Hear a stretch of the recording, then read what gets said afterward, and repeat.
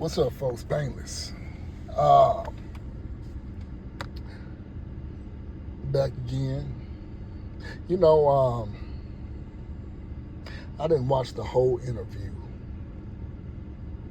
but I watched snippets, and I got a good idea of enough for me to do a video on this.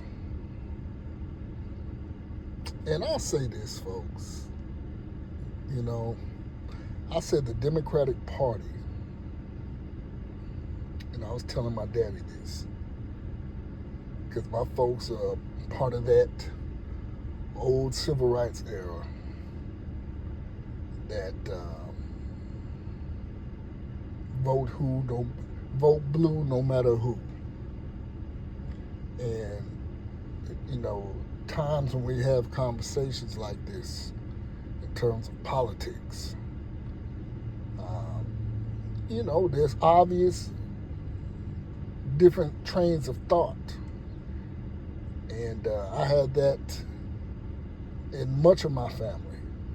And I'm pretty much, in terms of these types of discussions, on the outs, which is fine. And I've always said this. One of my slogans or one of my sayings is, just look at your life. And what I mean by that is, when I hear this type of rhetoric coming from certain associates, friends, family members, I look at their lives, and it's just how it's supposed to be. Complaining about how much money they don't have, bills, I can't find nobody, or their inability to settle with someone. And this comes from both the women and the men in my family, and friends, and associates, and whatnot. I said the Democratic Party went too left. And see, now, it was speculation from many. With me, I've been doing this commentary for over a decade. And a lot of this stuff has come to fruition, things that I've talked about. I haven't wavered.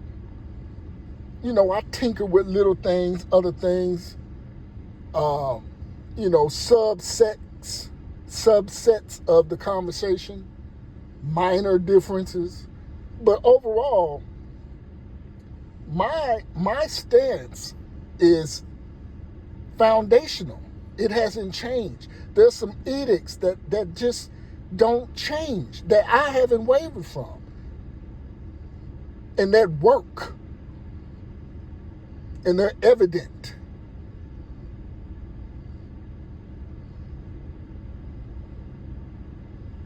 But now if you can't come to the conclusion now, like myself, I'm a man in his mid to late 40s.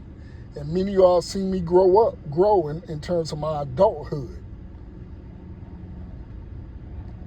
So if you're a man around my age, and I see you on social media, which I've kind of taken a step back from in the last 2 to 3 years. Like I'm Facebook, Facebook, let me tell you something. Facebook is for old folks now. And people who ain't doing jack shit with their life, but just stay on the phone all damn day, looking and posting bullshit. So y'all can have it. They can have it. But yeah, if you're a guy my age talking that shit about, if you voted for Trump, I don't know about you. And many of y'all know I'm single. And I tinker with dating apps and here and there. I'm out on the scene. I like to hit a cigar lounge and things like that. But I don't do no clubbing or nothing like that. No, definitely no hookah lounges. I'm on some grown stuff. And I've been that way for quite some time. But when I see women on here, and this is not just sisters, and I'm going to address sisters here shortly. You women out here, it's over. And let me tell you something about dating apps.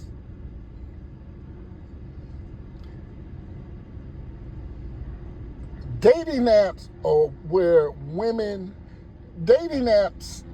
full of women that rode that wave of hopping from D to D. Now they want to spin the block, as these youngsters say, and come back and try to reinvent themselves as if all the D's they've been hopping on didn't exist. It kind of reminds me of The Chi. I watched The Chi. It's a good show. This season's good, in fact. And I watch it because it's entertaining. I like it. And you can grab a lot of commentary. But are we going to act... Are we going to sit here and act like Trig didn't like Bussy? It's funny how they are trying... Well, they've done it because it's there. They've rewritten it was always there. It's funny how the episodes now are just trying to act like Trig didn't like he-she's. You know what I'm saying? They try to do it smooth. Now he's into women. You know what I'm saying? Whereas couple seasons ago, he was busting it down. If you know what I mean. And see, that's the shit I'm talking about. This propaganda. And, the little bit I did see with the Obama and his wife and her brother, it was just, it's so glaring now. It's so out there now. It's right before your eyes. And if you can't see it now, then it's gross neglect. You just totally oblivious to what's going on. So you got these women on here talking about, well, if you voted for Trump, don't swipe. Chick, you got a high school diploma and you're a cashier at Lowe's acting like you choosy out this piece. And there's nothing wrong with being a cashier at Lowe's. Let me go on and say that. Nothing at all. But the idea that you're a 38-year-old woman with a high school diploma, with 4 kids, you got a bull ring in your goddamn nose, in the middle of your face, acting like you holding out this bitch. That's problematic. And this is the legacy that Obama has left. See, yeah, we can talk about his foreign policy, his politics, but his social score sucks ass. It sucks ass. And then, you couple that with his other half, you see where directly this shit manifests from. You got a woman on here whose husband reached the highest level of power and prestige, being that the leader of the free world, and she's up here talking about her own goddamn ambitions. And I said to myself, I've never seen a first lady embarrass her husband the way that she has? And, you know, it leads you to believe that, hey, well, shit, if Barack Obama, if this wasn't good enough, what the hell can I do? But see, man, this is it. This is where I'm about to get you. Who gives a shit what women think in that respect?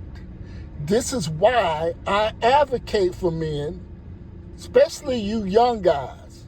The best thing you need to do and can do, take care of your body, take care of your finances, take care of your mental. And see, I'm not the type, I'm not on no MGTOW type shit. Men go the other way or forget women. Hell, no, I love women. But see, you need to do shit for yourself. And don't be doing it to get accolades and pats on the head from women. Because truth be told, all that shit will fall into place. When you're taking care of your body, your paper is right, you staying out of BS, you floating under the radar, women will flock to you. And that's just a byproduct, because you shouldn't be doing this shit. All those things, those benchmarks I said you need to be focused on, you shouldn't be doing that for them. You should be doing it for yourself. Some things are constant. A lot of women are talking this bullshit about, don't swipe right, if you voted for Trump, and toxic masculinity and all this shit. It's not hard. You ain't got to make it hard at all. You ain't got to make it hard. All I'm suggesting is regular shit. Work out 4 to 5 days a week. Set yourself a budget.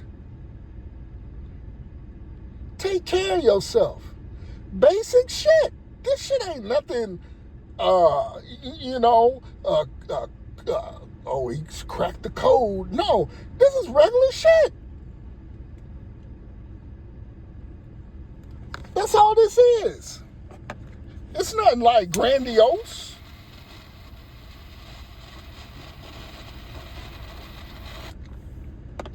But yeah, that's your legacy, Obama. Women up here, 5'3", 272 pounds, acting like they're holding. Acting like they have skin in the damn game.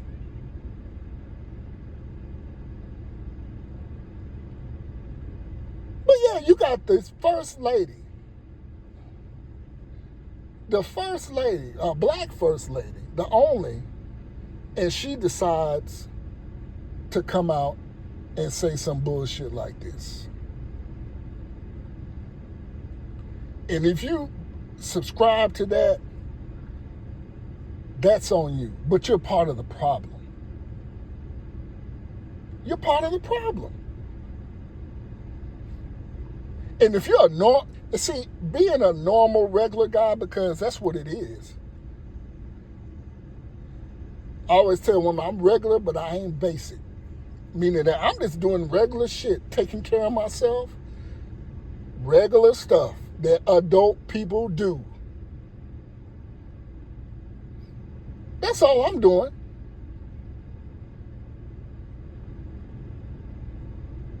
As far as you sisters out here, let me tell you about these divestor sisters.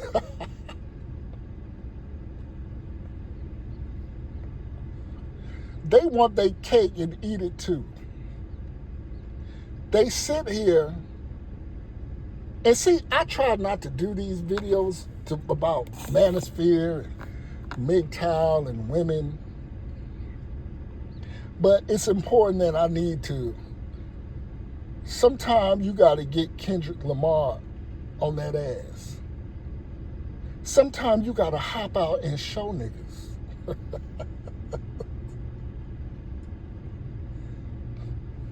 See, these divestors out here, they say this and that, and they think they're going to find someone of delightfulness in that of a Caucasian man, non-black man. It's like White Mike. White Mike at the club or the family reunion. You done popped up, and you know I have no qualms with interracial relationships, marriage, or nothing like that. It says you sisters can't do what we do. I've said that to ad nauseum. Y'all can't do what we do. So you got White Mike at the barbecue. He's getting down on the dance floor. He's doing all the dances. And you got all these cackling, cankle leg sisters out here. Ooh, look at him. Ooh, get it. Get it, Ty. Oh, the white boy named Ty. And he out there getting it, according to them. Ain't doing shit, ain't doing nothing special than what Jamal can do. Except, you know what? He's Caucasian. You see, brothers, you're not going to get no pat on the head from no sister for doing the right thing. All the shit that I just said y'all need to do, get your body right, get your mental right, get your paper right, get your affairs right, squared away, in order. You're not going to get any type of, oh, I appreciate that. I like that. You're not. You know why? Because you're competition to sisters. I can't tell you how many black women I've ran into. And they see my fruits. They see my get out. They see what I do. And nothing. It's competition. And that's something ingrained in us in the so-called black community. A lot of this shit goes hand in hand. Black folks only mess with black folks because, and what I mean by messing with, look as targets and opportunities to try to get over, either through violence or nonviolence, is because they know that there's not going to be any type of rescue plan to save said person you trying to violate, either violently or non-violently. But they know not to fuck with that white man. They know that. So in turn, when I'm talking about with black women, they look at you as competition. Oh, I'm jealous. Oh, you get to work from home. Oh, you go in the office when you want. Little slick shit. It's never no, oh, brother, you got it going on. I like that. It's always some sly, slick mouth, sneaky shit. Downplaying your achievements. Test the waters, guys. Especially black men, because I do commentary for all men and women. Whoever listens, like-mindedness. But in this instance, test the waters, black men, and see and come back and see if I'm lying. But that white guy or that Hispanic guy, oh, they tripping and falling all over their goddamn selves for doing not even the basic shit, just existing. So that's why I say, man, brothers, do it for your goddamn self. Because you ain't going to get no, you're not going to get no praise. No, nor shall you seek praise. But yeah, that's how these divestors are. You're not going to get that. Because you're not white.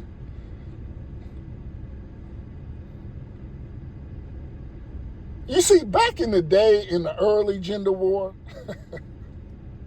it was very it was a lot of template, press-on complaints and gripes from black men. It was about the hair and shit. It was about the attitude. Very, press, peel and press shit. Very elementary. Now this shit is transitioned into and morphed into something else, and which has caused a new era of gender war. You've added the travel dynamic into it. You've added the gynocracy aspect to it. Shit that we kind of I know I missed. There's shit I listened to.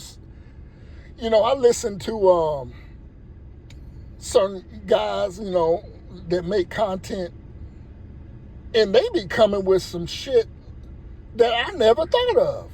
Like shit that was there when I didn't know it was there until I heard it. It was always there, but we were so surface in the initial stages of this gender war. At least I was. I can't speak for them because obviously you got guys who've been doing it longer than me and more in depth in it, more detail with it. But yeah, I do now think about why did Miss Jackson always leave Johnita to take, it's simple as this.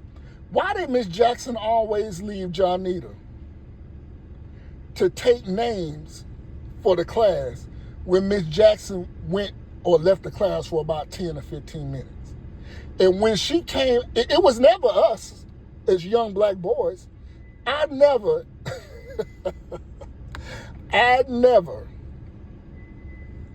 in the era of my youth,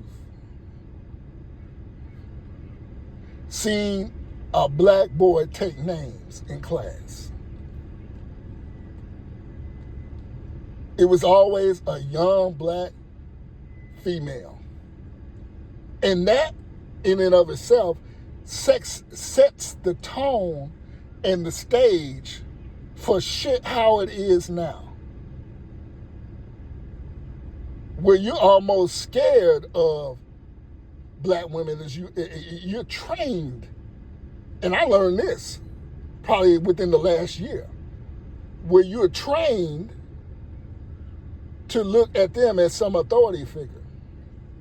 And I've always said this about women in education, and which is a teacher or something, administrator in the educational setting.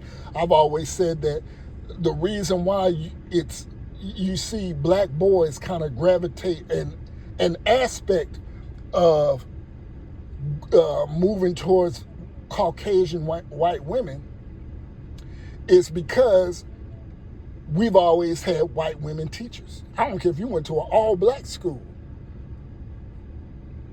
So you already look up to this white woman in your psyche as a form of authority, as a form of nurturing, being nice, things of that nature. But on the other tone, on another trip, you got you're trained to look at black women, even as your peers or the same age, as there's a slight hesitation to buck or to challenge. You see, when all 6'2", 242 pounds of me walks, I walk with my chest up. And black women know who they can mess with and get this shit over on. And you're gonna have to deal with that, black men in general. When you kicking ass and taking names, you're going to have to deal with the issue of women like, oh shit, I can't get over on this nigga. Oh, I can't pull that bullshit I do on Contavious deal. Because you got options and you got your shit together. Shit, chick, you trip, I'm going back to my house and get in my king size bed, in my AC, and I'm good. women, especially black women, can't deal with that. They don't want to deal with that. You can be a nice looking brother, nice looking guy, and wonder like, damn, why I keep falling short? It ain't you, brother. On God, it's not you. It's them. That's their insecurities. That's some shit they got to deal with. And that's what you're seeing now. Soft targets. The divestors like soft targets. And to them, a Caucasian guy is a soft target. I can't tell you where I live. I live in this place called the New South, what they call it. I can't tell you how many decent sisters I see, and I see the white guys they with. I'm like, damn, you let him climb up? I know you don't like that, Mom. I know you don't like that. I know you don't like that. I know you're not happy. But you see him as a soft target. You deal with his deficiencies. You deal with his deficiencies. But you won't even deal with a brother's great accolades unto himself. Why? Because you look at him as competition. Secondly, you're trained not to believe. Black men, the way our dynamics is, for those who ain't black in the so-called black community, as a black man, I'm not supposed to be here. Let me say that again. I'm not supposed to be here. I'm supposed to be a 40-year-old dressing like a 16-year-old YN out here with a Newport in my mouth every damn minute.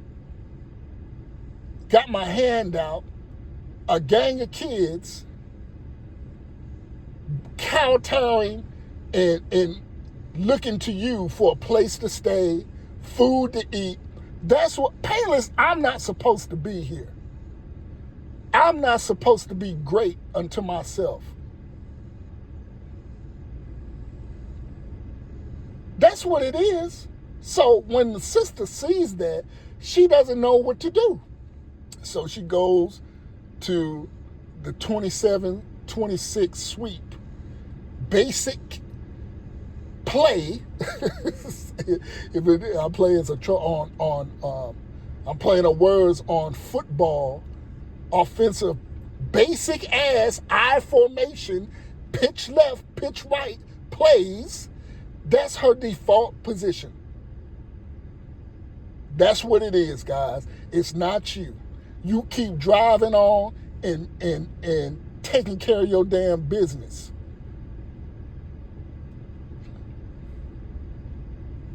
That's what it is. And you look at the Obama, that's where all this shit is started from. And his damn interview suggests just that. You know, the manosphere, I listen to it, I wouldn't say, my points have always, if you're a guy with the shit I'm talking, it's manospheric in nature. Now it's just a name to it.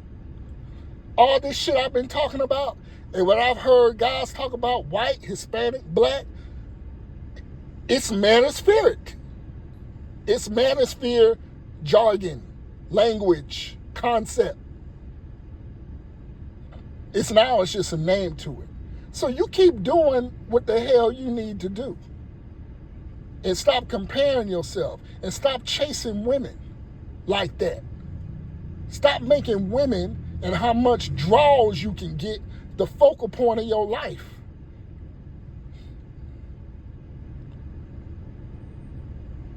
That's what I'm saying. But yeah, you're not gonna get no pat on the head. Don't even look for it. It's just what it is.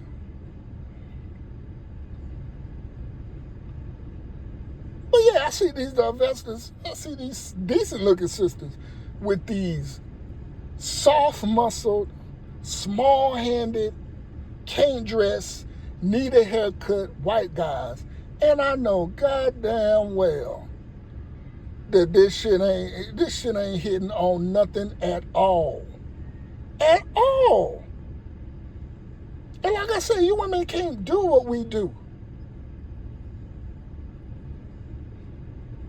Y'all going to Cancun by yourself, all these foreign countries, posting on Instagram like you doing some shit. Don't you know your black ass is one? Don't you know your black ass is one slip up from being fucking kidnapped and being never heard from again? While you flying and going places and spending money your ass ain't got. And like I said, the natural order of things, no matter how bizarre this bizarre world land we live in, seeing a woman by herself trying to do the most in a lot of places around the world ain't it. It's looked at as crazy. And you make it, see, a guy, I could go to a foreign country by myself. Just like that story in Russia.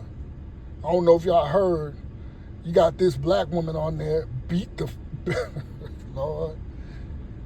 hell up. And what happened was, she was in an apartment complex or where she lived, and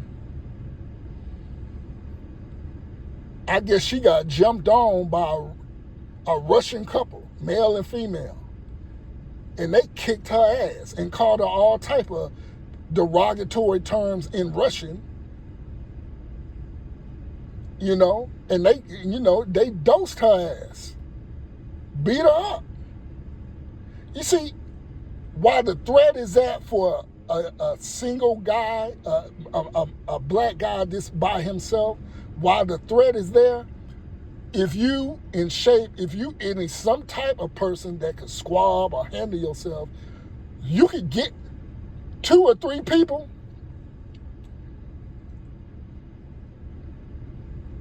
You may not win, but they ass sure gonna know they tussle with a motherfucker. They'll be like, damn, we got him, but god damn, look at my eye.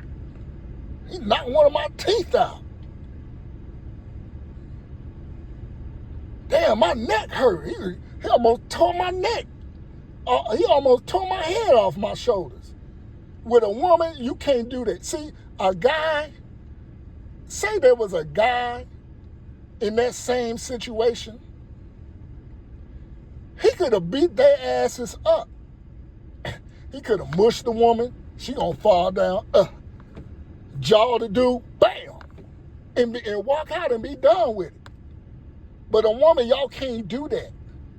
And it showed. You got your ass tore. A dude by himself, he can whoop a couple. He can whoop another man and another woman at the same time. A woman, you can't do that shit. You gonna get your ass dosed. You gonna get tuned up. And that's what happened to her. But yeah, when I walk, sisters know. Oh yeah, I ain't can't fuck with that nigga. They ain't gonna tell me that. Because like, it goes back to the gynocracy. You do not show admirable. You do not show praise to a black man that's doing shit. In fact, you downplay him. So that goes hand in hand. They ain't gonna tell me, oh, I ain't messing with him. You look like, but they gon' in their actions they gonna know. Cause you know what? I see it all the time, and I've seen women take advantage of guys opposite of what I'm talking about in of myself.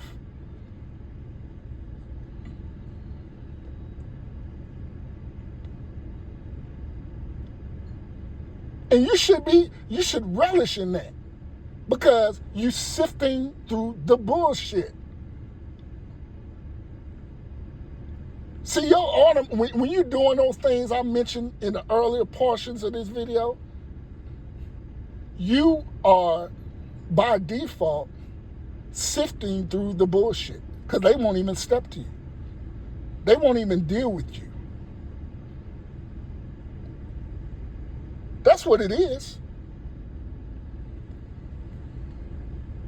And if that requires your ass to be alone every night, oh fucking well. Oh well. You should be happy. See, I know, I was talking to a young lady this morning about this shit. I said, I remember what life was when my life was chaotic and had drama in it. I remember that shit, and I don't want to go back there. So you pick your targets, man. Because a woman will run your ass in the grave trying to meet up with, her bullshit expectations, and she ain't got a pot to piss in or a window to throw it out of. And that is the arrogance of the modern woman. Arrogant. Ain't got shit. Ain't got a goddamn thing, but want to press play and talk shit about, I had a woman tell me back in the day, oh, yeah, you're regimented. You iron your clothes for work, for the week, and all this. Like, that's a fucking problem.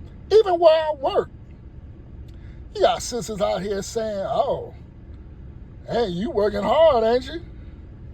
That's what the fuck you do at work. You work.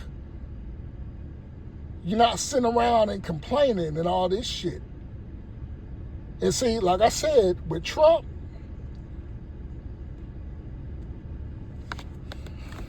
all these sisters out here,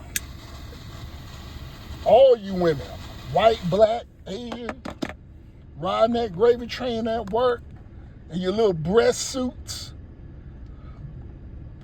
making $70,000, $80,000 a year and not doing a goddamn thing. Always got to ask for voluntary leave because you done spend all your damn vacation.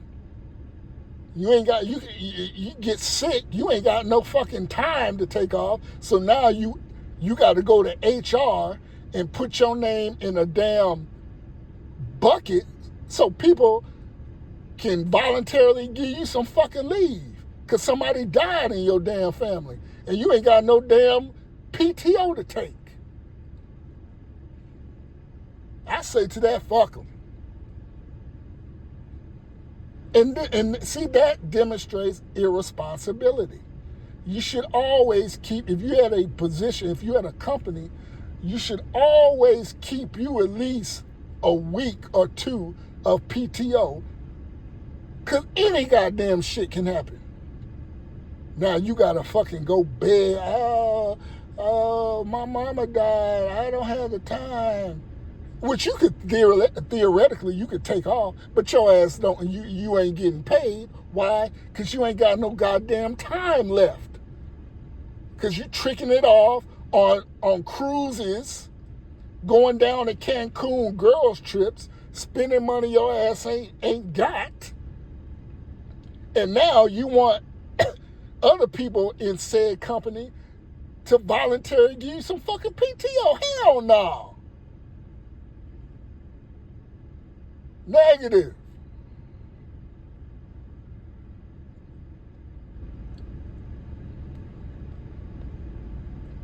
But yeah, I just wanted to drop some information. It's a beautiful Saturday afternoon.